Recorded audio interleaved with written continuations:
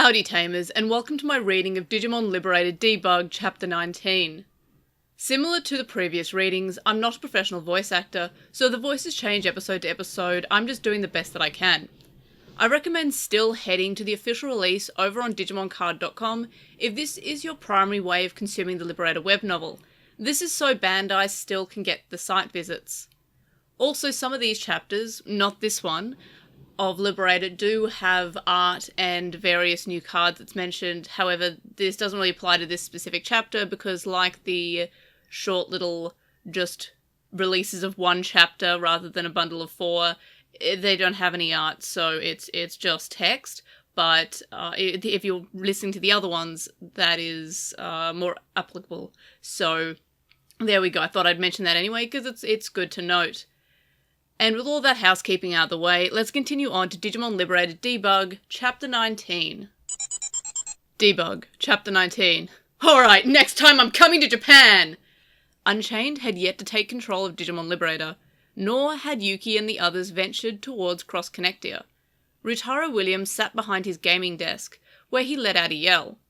His ears were immediately greeted by an exaggerated sigh coming from his headset. Why do you have to shout? It hurts my ears. Hey, come on, Aruba. It's your country.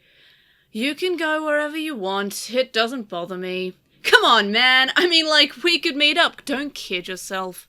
We're not that close. Knowing that the person in comms couldn't see him, Ryutaro gave an over-the-top shrug of his shoulders in reply to the curt words. Digimon Liberator Side Story, Debug, Chapter 19, Fiery Fist, Part 2.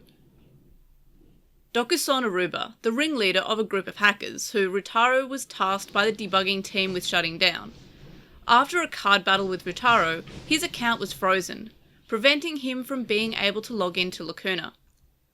Ryutaro couldn't just kick him out and move on, so he sent him his contact info before the freeze. It was a shot in the dark, and Ryutaro didn't honestly expect him to take the offer, but, surprisingly enough, Aruba did eventually reach out.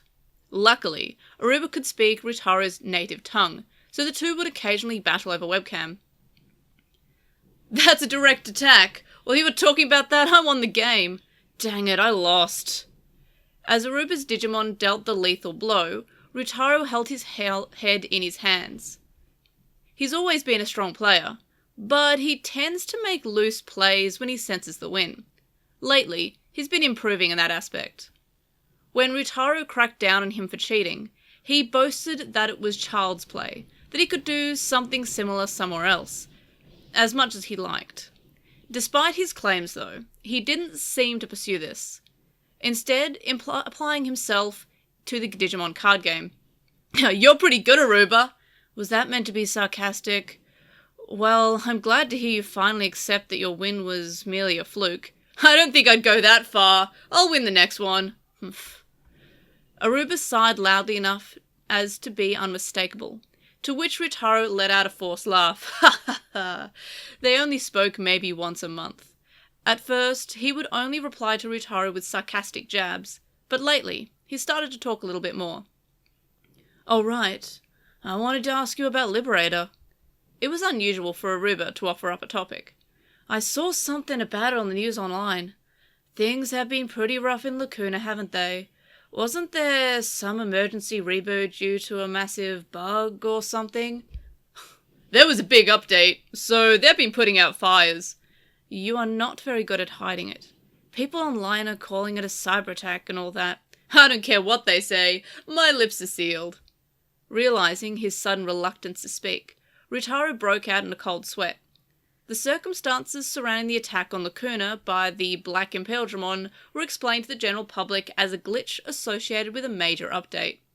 It was trending on social media at one point, and users had conjured up all sorts of guesses as to the real reason. User dissatisfaction was quelled in short order after the developers, who viewed the situation very seriously, gave out some generous in-game assets as compensation, but remnants of discontent still smouldered. Come on, Aruba, do you really read that sensationalist stuff? Is that a bad thing? I can look at what I want to. I mean, nobody's saying you can't.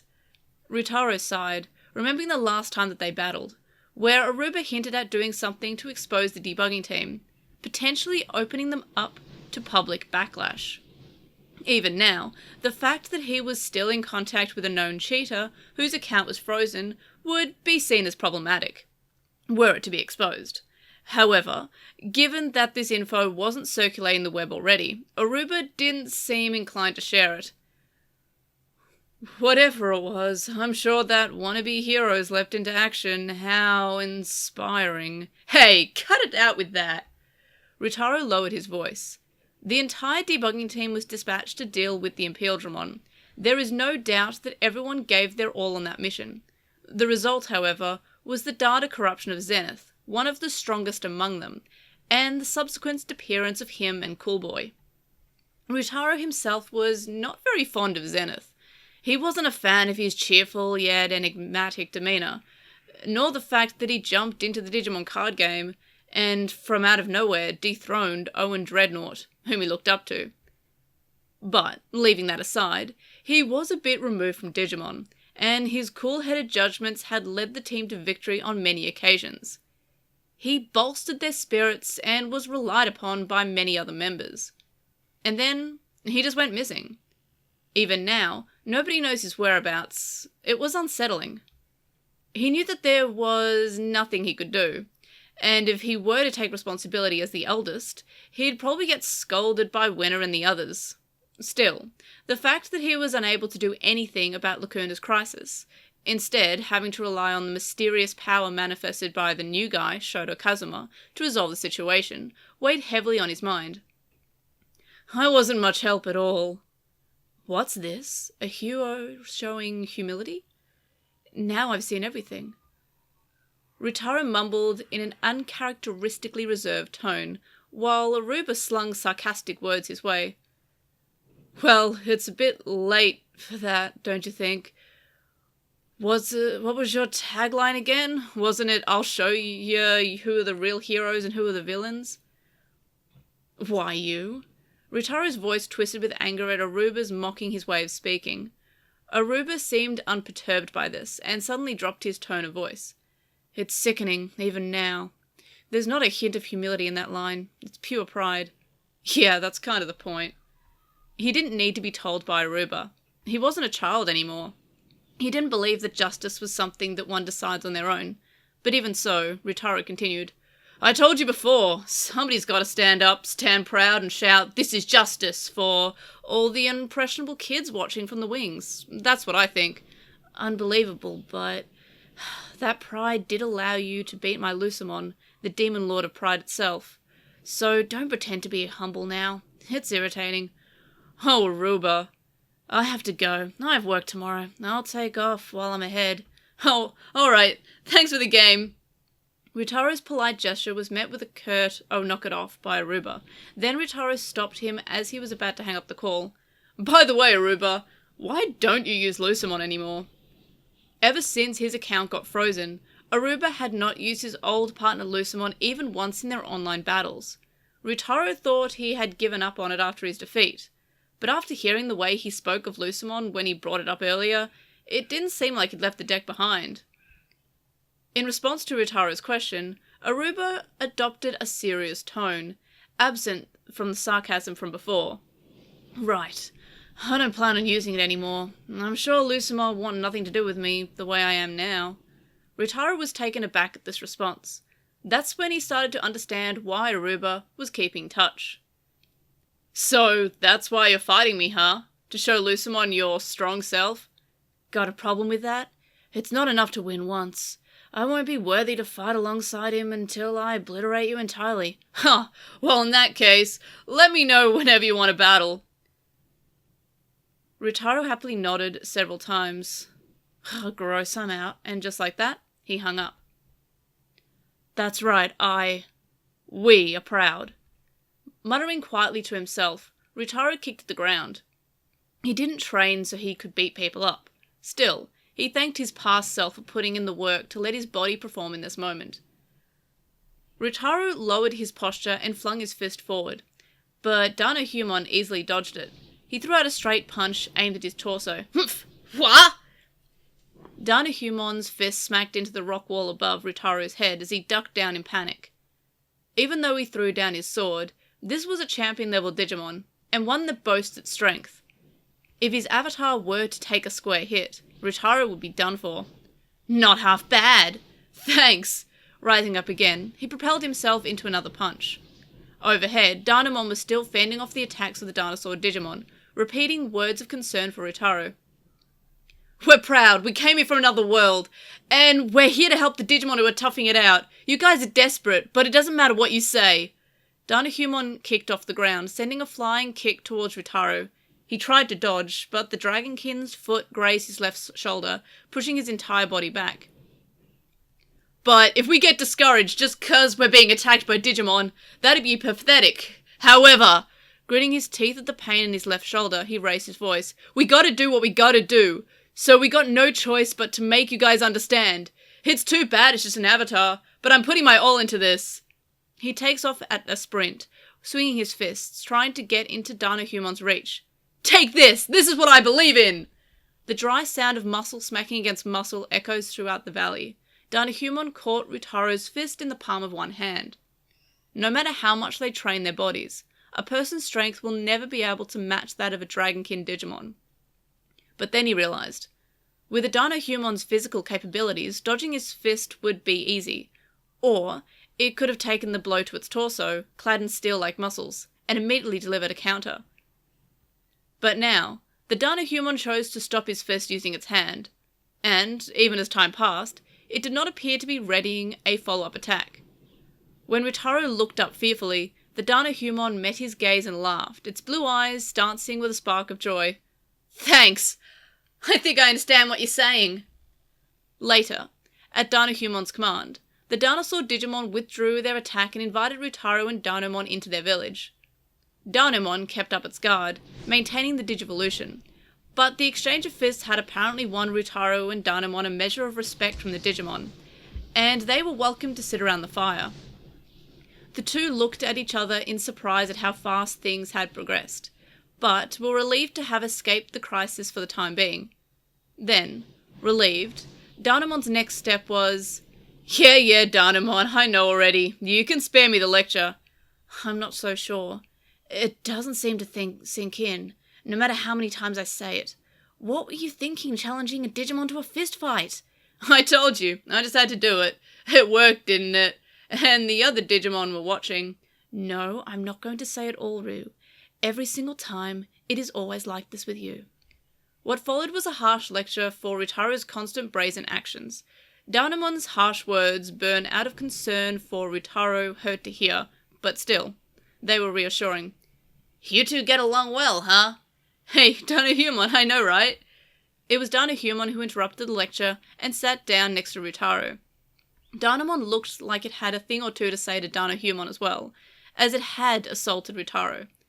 Dandenong glared at the Dragonkin sullenly, but restrained itself. Is this really okay with you, Dandenong, treating us so kindly? I thought you said that life out here was really tough. Oh, it is, but you are our friends now. Honestly, you guys are either incredibly straightforward or impossible to read, and I can't figure it out. Dandenong let out a great sigh, then took on a puzzled expression. I have to know, what do you mean life is tough? You also said that's how the world is now. Right, things are tough everywhere you go in this world right now. Is that because of invaders from another world? When Ryutaro described the characteristics of the runaway NPCs, Dandenong shook its head in amazement. I'm not aware of those people. The things bothering us is the sudden change in weather and the constant earthquakes. That's the only thing of note lately. Seriously? Ryutaro and Dandenong looked at each other. A natural disaster had recently begun to occur in Cross Connectia. Judging by their timing, it was likely not unrelated to Unchained's plans. What on earth was Unchained thinking, and what was going on in this world? It sounds like there's much I need to investigate. Yeah, but perhaps it's best if you took a break for today. Dandenong nodded in agreement with the kind words of Dandenong. That's it, you're staying the night. You can tell us all about it. I'm keen to hear about this world of the humans want to take us to. I mean, I suppose we do need to tell them about Lacuna, actually. Ryutaro stood up, as though Danahumon's words had reminded him of something, and thrust out his hand towards the dragon. "You can stop calling me human! The name's Ryutaro Williams!" "Ryutaro. Nice to meet you. Back at ya!" The setting sun shone over the ancient realm. Dandenong looked down upon the figures of a man and a dragon shaking hands, bathed in orange light. "Honestly, you're more of a hero than you ever thought." The old dragon whispered those words into the sandy wind, where they were swept away, never to be heard by another soul. To be continued.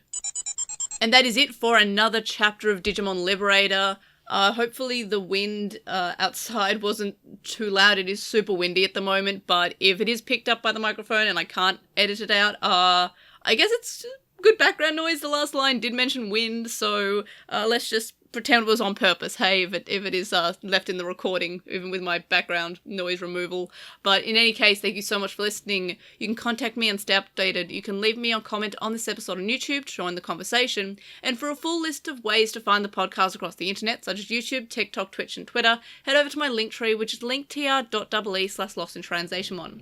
If you enjoy the podcast or videos or any of my posts online, you can show support by signing up on Patreon and get some cool rewards and help me hit some milestones. And thank you to my current supporters on Patreon, Stephen Reeves, who is Wildman64 on Archive Our Own, Kadawashi, Neobu, who says you should follow Chisai on Twitter at Chisai236, Lismet, who is a Lekmon on Tumblr, Nicholas, Magnus, Lucas, JasonMon05, Patrick, Jason, Shelby, Digital Hazard, who is on Twitch at The Digital Hazard, Tropiamon, Vmon, Tamer, Kasai, Big Bad Beetleborg, Flavin, Benta Archer, Cappy, Cyber, and Voltic Helbid. You can also make a one donation on PayPal, which we found linked in the description. It's paypal.me/airdmon. You can also meet me on my coffee account, ko-fi.com/airdra. And again, thank you so much for listening. If you're listening/watching this on YouTube, do the like, comment, subscribe, etc., etc. And of course, I'll see you in the next one. Bye!